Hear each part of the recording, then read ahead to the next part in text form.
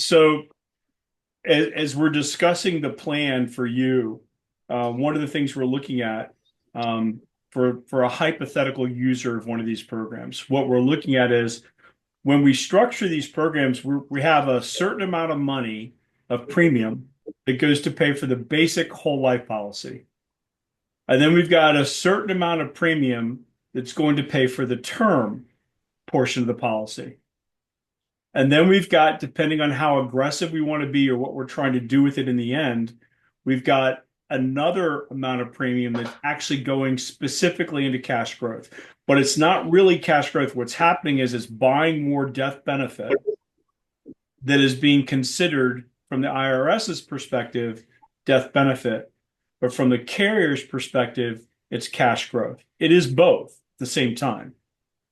But when we are using the program as you just a second ago described, I'm going to use an illustration to show what I'm talking about.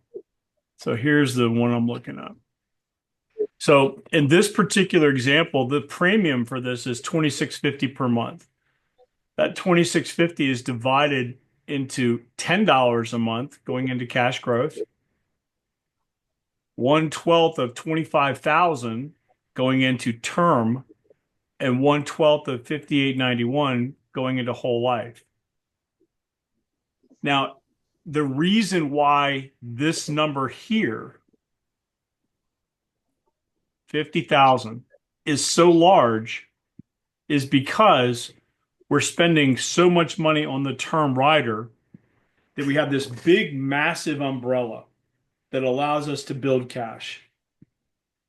If we were to take away that umbrella or make it smaller, because you don't have to have, you in this example, you wouldn't have to have that much term.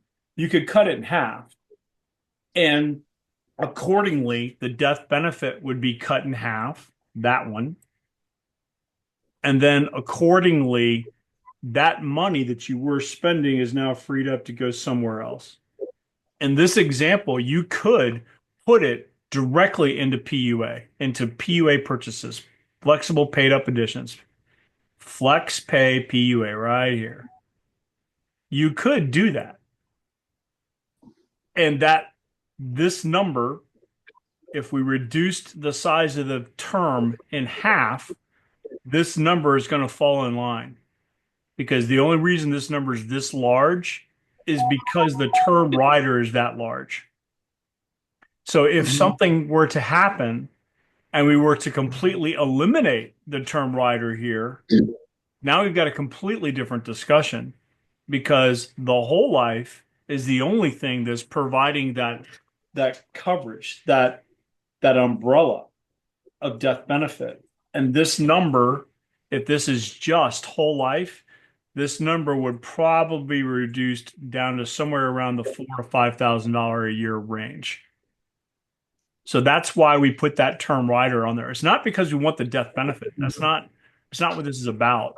It's just we know that in order to maintain compliance with tax code 7702A and maintain a non-modified endowment contract, that we have to increase the total death benefit. All right. So hopefully that answered your question.